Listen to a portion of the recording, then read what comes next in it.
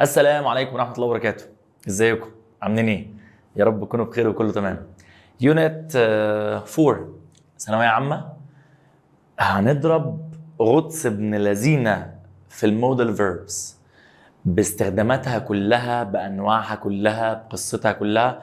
ايه يا مستر اصلا يعني ايه مودل فيربس يا مستر؟ بص، مودل فيربس هي الافعال الناقصة. مودل فيربس ترجمتها، كلمة مودل فيربس بالانجلش ترجمتها مش افعال ناقصة، ولكن هي بتساوي في العربي درس الافعال الناقصه بتاعت العربي. يبقى تاني، كلمه مودل فيربس دي ترجمتها مش افعال ناقصه، ولكن في العربي هي اعتبرها افعال الناقصه. سيبك من التفاصيل دي، فاكس مش هتفرق معاك في حاجه.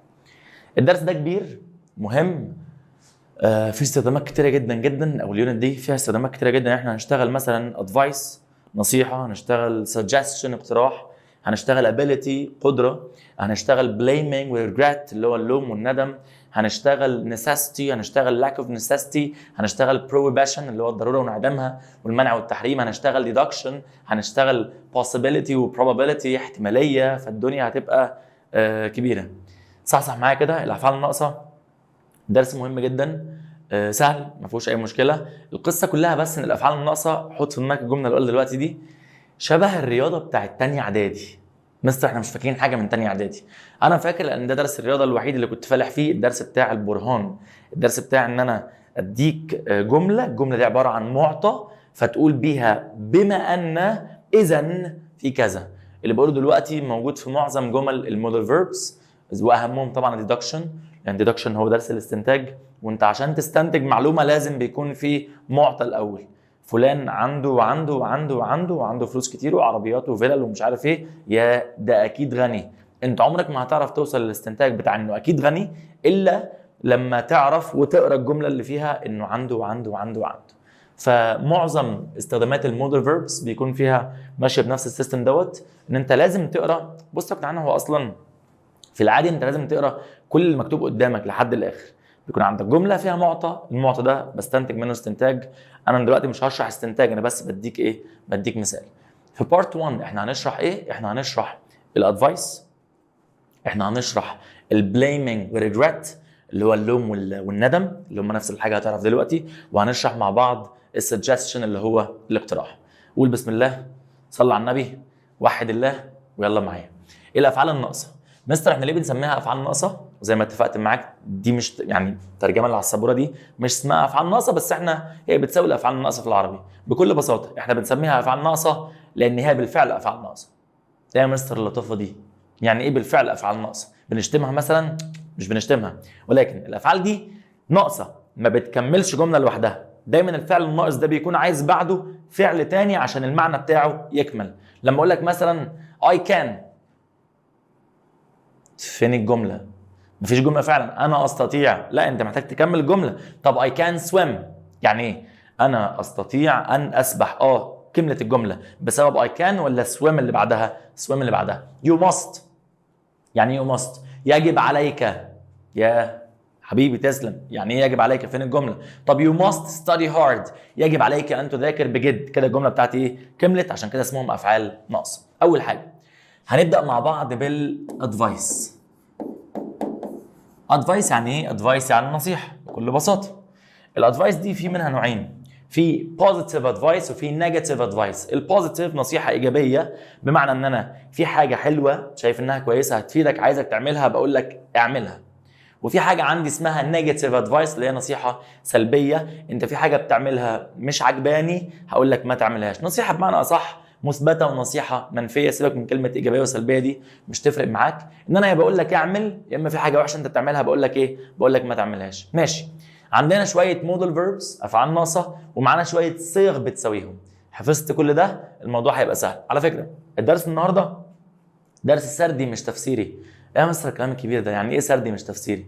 تفسيري يعني درس انا بقعد اشرح لك وتريكات وافكار وتقول لي يا مستر انا مش فاهم واعيد لك تاني، وتقعد ترجع في الفيديو وانت بتتفرج عليه وتقول ايه ده انا مش فهمتش الحته دي اما اسمعها تاني. ده اسمه درس تفسيري، كده بقعد اعمل ايه؟ بفسر لك. انما سردي يعني الدرس فيه داتا، فيه معلومات، القصه كلها بس ان انت مش عارفها، اول ما انا اقولها انت هتعرفها، لكن ولا في حاجه صعبه ولا في حاجه محتاجه تريكات ولا افكار ولا الكلام ده كله.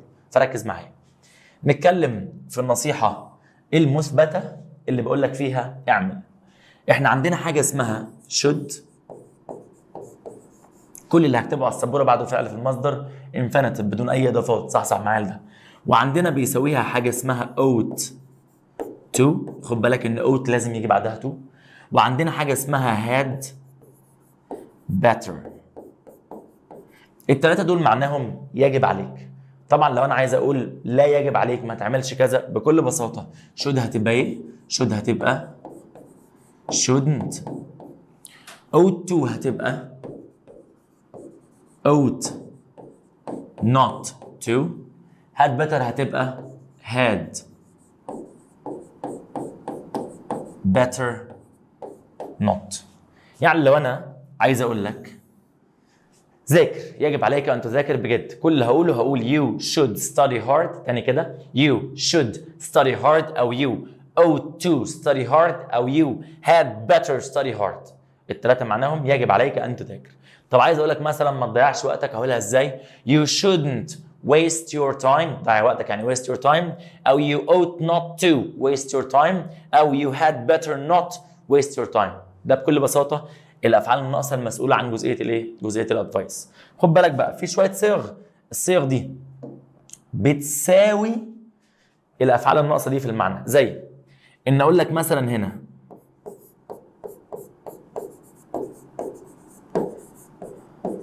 if I were you I would كذا، لو مكانك كنت اعمل كذا. او اقول لك it's advisable، ده حرف اي بعد الفي بس القلم مشبكهم في بعض. it's advisable to وبعدها برضو infinitive. او ان اقول لك it's desirable to.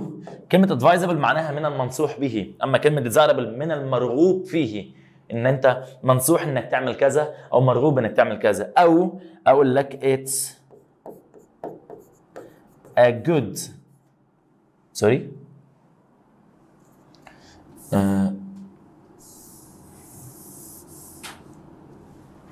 او اقول لك انا ما اعرفش دي جت منين، او اقول لك it's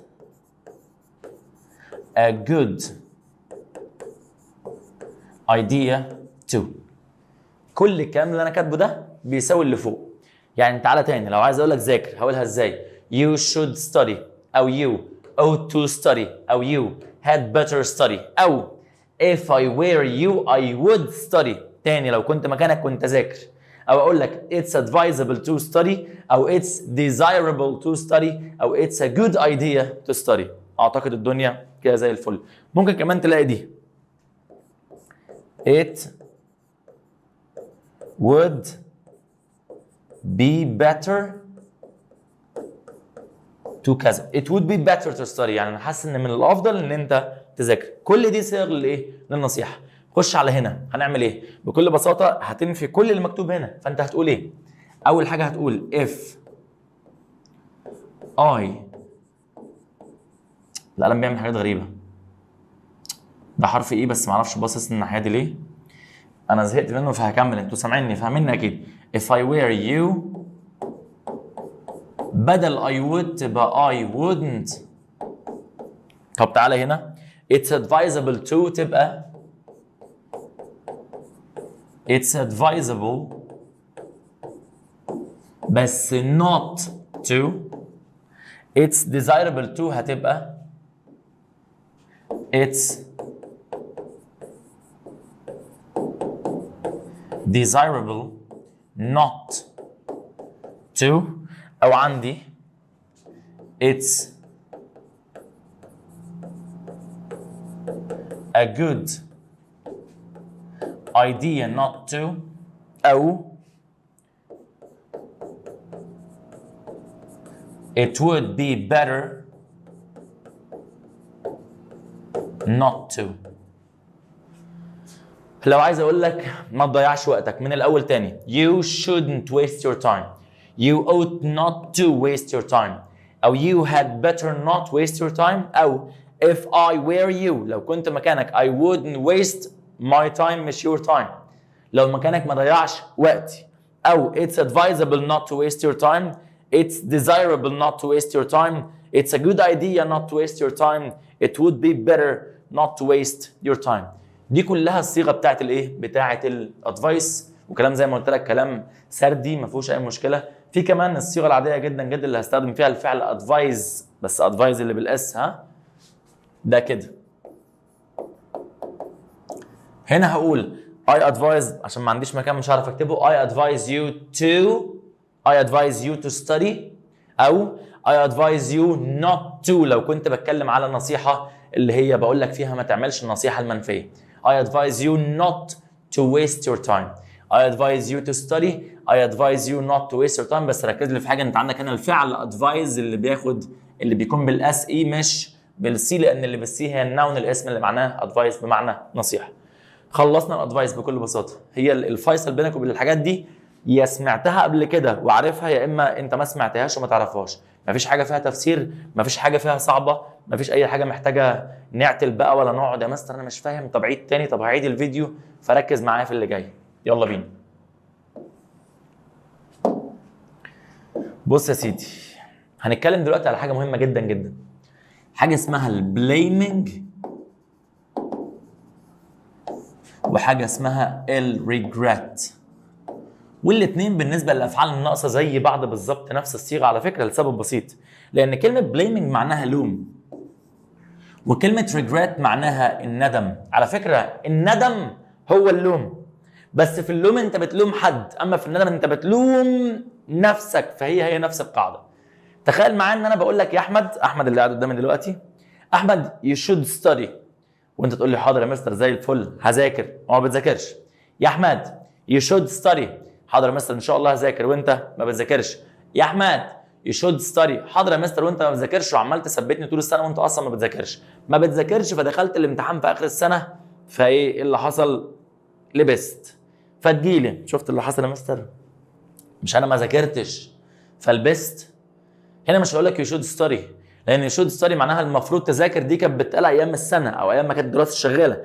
انما الصح ان هقول لك ايه؟ ان بدل ما هقول لك المفروض تذاكر بعد بقى انت لبست خلاص مستر انا ما ذاكرتش وسقطت، فاقول لك يا ابني ما انت كان المفروض تذاكر. كده انا بعمل ايه؟ بلوم عليك. كان المفروض تذاكر، كان يجب ان تذاكر، كده انا بلوم عليك.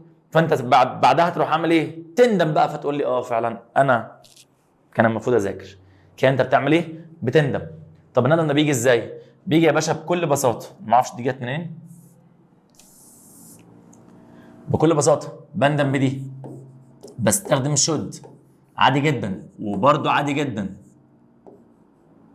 ought to، بس ما فيش بعدهم مصدر. ايه اللي بيجي بعدهم يا مستر؟ have والبي.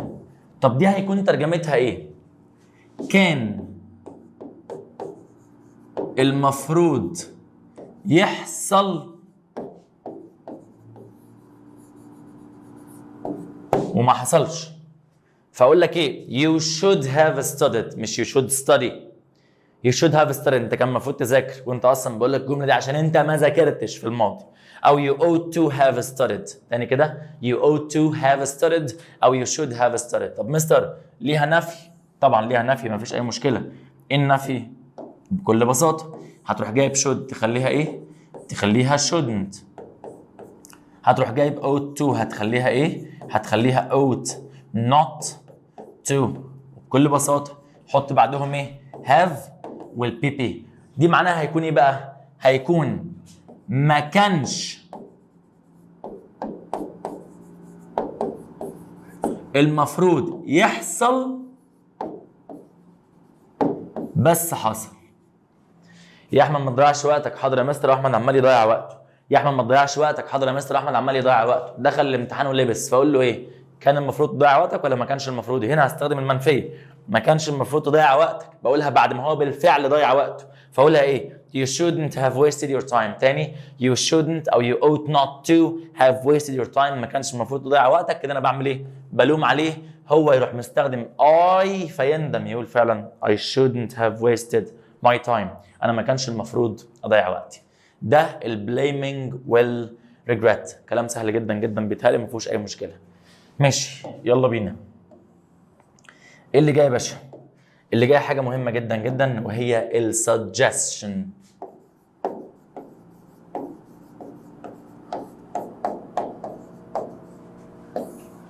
suggestion معناها اقتراح، ان سيادتك تبقى قاعد مع اصحابك ولا حاجه وبتقترح، استنى عشان السلك، انك تكون قاعد مع اصحابك وبتقترح انك تعملوا حاجه. الاقتراح مبني على حاجتين اساسيتين، ان انا عندي كده هقسم سبورتي، ان انا عندي صيغ في الاقتراح بيجي بعدها انفينيتيف، تاني كده صيغ في الاقتراح بيجي بعدها انفينيتيف وصيغ بيجي بعدها اي ان جي. ابدا بالانفينيتيف. اول حاجه عندك في الاقتراح هي الصيغه اللي كلنا عارفينها دي، let's زائد مصدر. بص برضو القلم عمال يعمل حاجات غريبه. let's زائد مصدر، او هقول we او you could زائد مصدر، ماشي. او هقول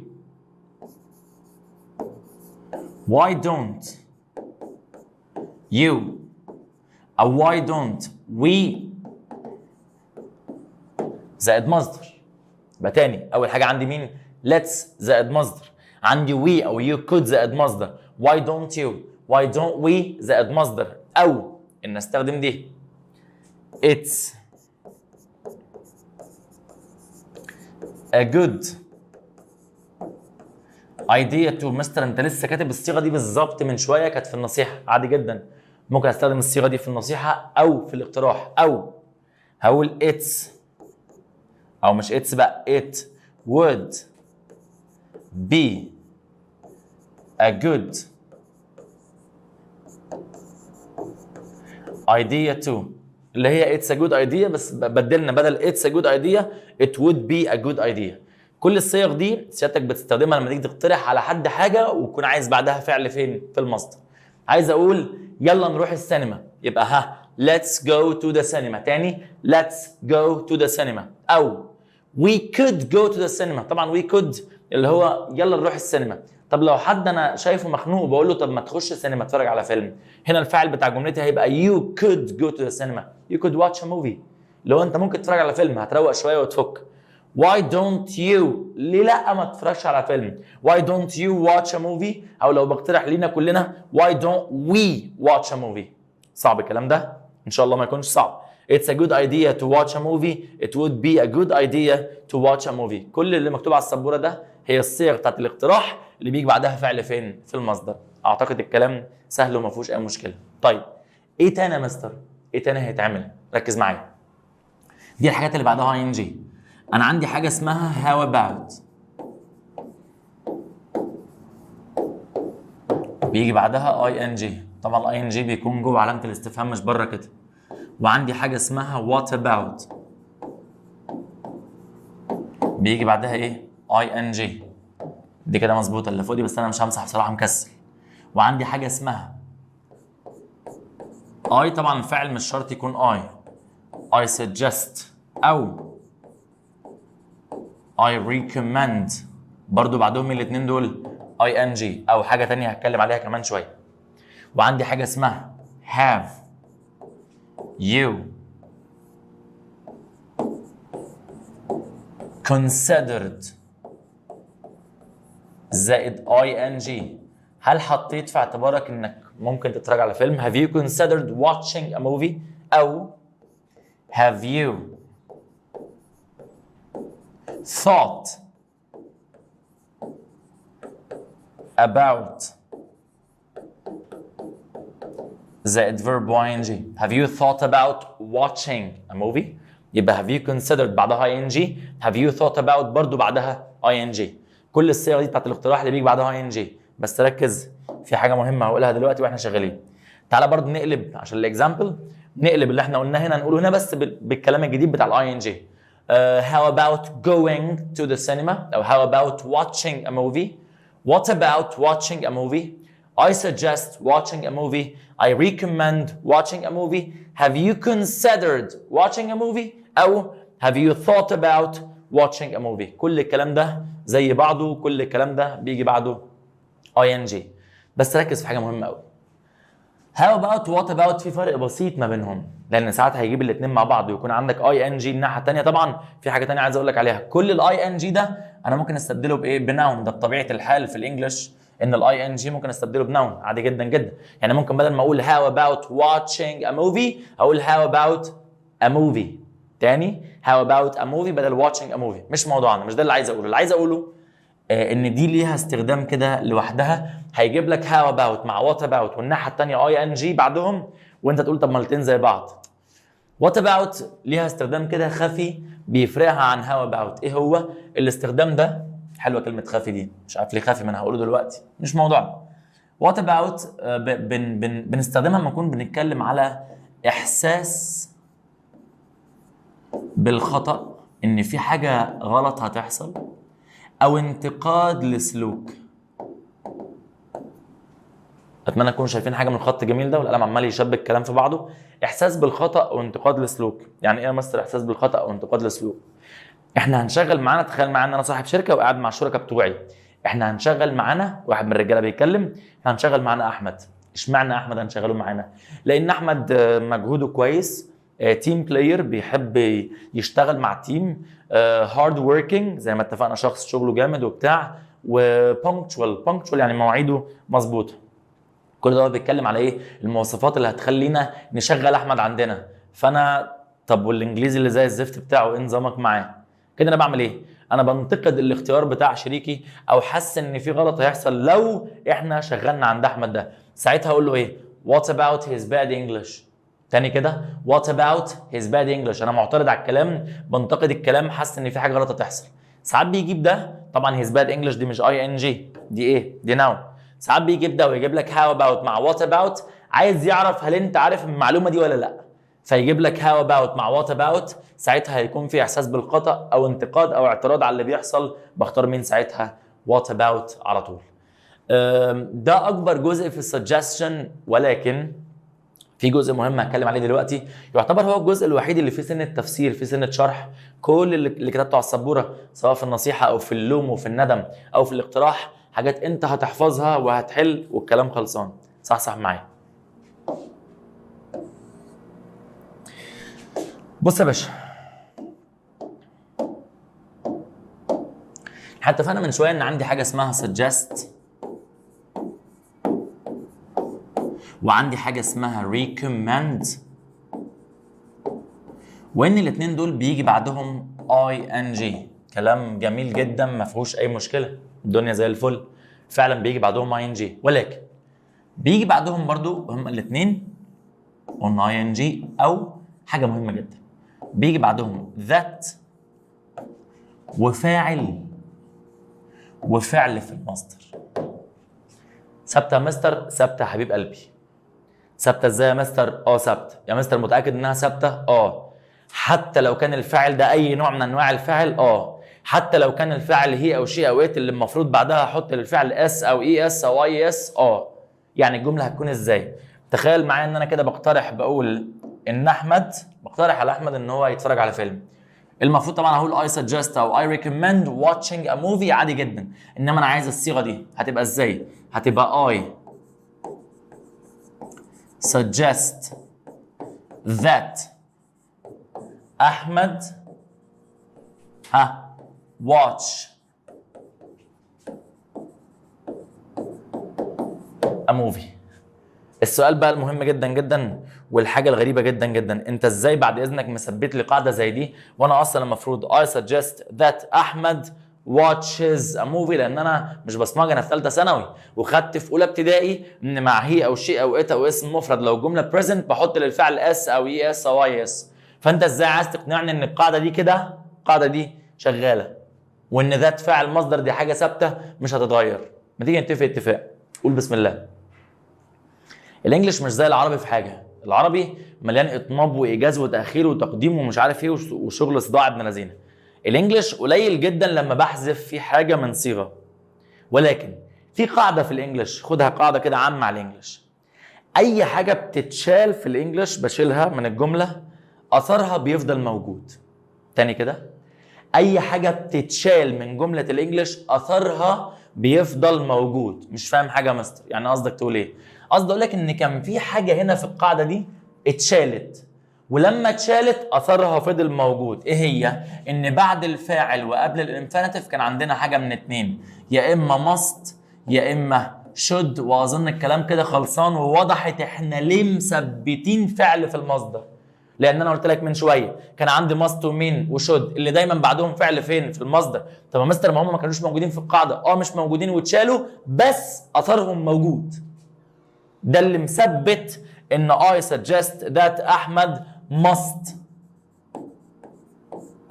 او should watch a movie. طب شلت must او شلت should watch زي ما هي ما اتغيرش. ده السبب اللي مخلي الجمله I suggest that احمد watch a movie. طب مستر ممكن يتحطوا؟ ايوه طبعا، ما هو الاصل في الحكايه ان القاعده تكون كامله مش معمول لها phrase reduction. يعني ايه كلمه phrase reduction؟ تقليل لحجم الجمله. يعني القاعده دي كانت جمله كبيره وحصل لها تقليل حجمها. يعني ممكن يجيب في الامتحان I suggest that احمد must watch او should watch او I suggest that احمد watch على طول طب مستر ممكن يجيب الاثنين في حاله واحده بس. ايه هي؟ انه يجيب لي في الاخر يقول لي I suggest that احمد watch that احمد must watch ويحط لي في الاخر A and B او B او C والكلام دوت. يعني اذا ركز قوي، القاعده دي الاصل بتاعها كان ذات فاعل must وشود ومصدر.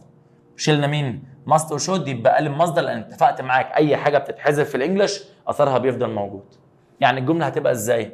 زي ما انا كتبتها كده I suggest that احمد must watch a movie او تشيل must وتقول ايه؟ I suggest that احمد watch a movie.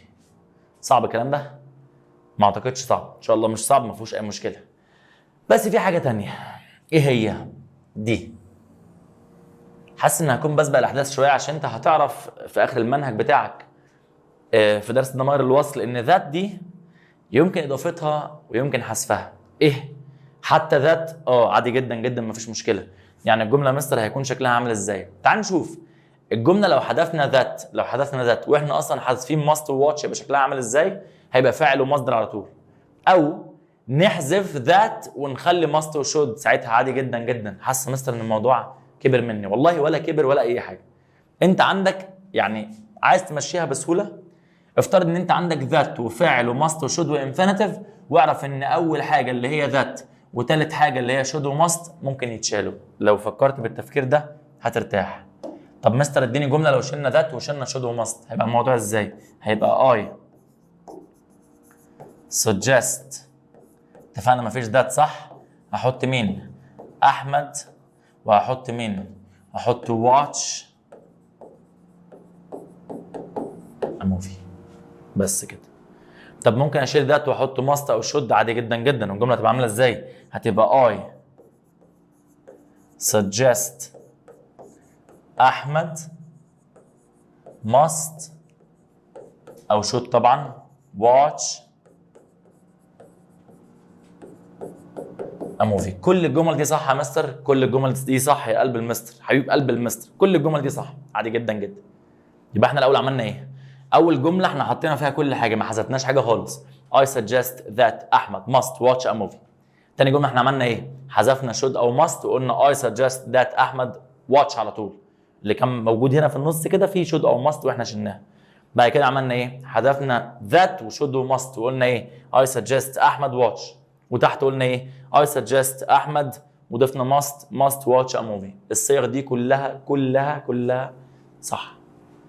مستر هل الافعال دي بس اللي بيحصل معاها كده؟ مش كلها، مش دول بس اصلا. يعني ممكن حاجه زي ممكن عندك فعل زي الفعل insist. بس انا ليه جايب دول مع بعض؟ عشان دول شبه بعض بيجي بعدهم ing. insist يا مستر ممكن يجي بعده ing بشرط واحد، لو كان بعده on. مش عايز اخش في التفاصيل دي عشان يونت 5 تعرف فيها كل حاجه عن الكلام ده. insist هيجي بعده ing مش مباشره. insisted on watching a movie. بس insist ياخد القاعده الثانيه اللي هي ذات وفاعل وشود وماست ومصدر، ويمكن حذف ماست وشود ويمكن حذف مين؟ ذات. عندك ايه تاني؟ عندك demand اللي معناه يطالب. ايه اللي انا بقوله ده؟ عندك demand اللي معناه يطالب برضه يجي بعده ايه؟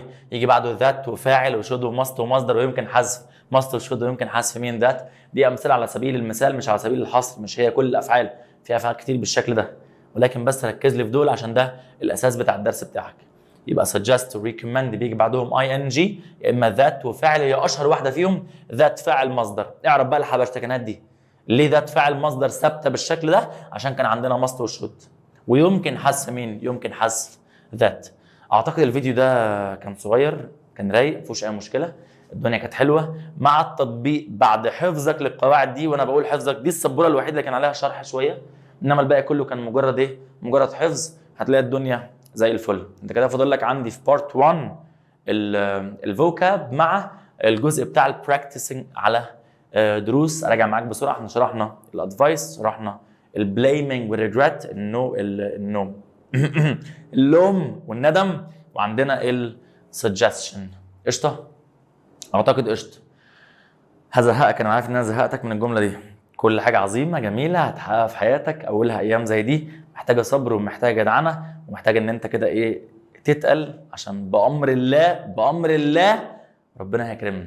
يلا، السلام عليكم.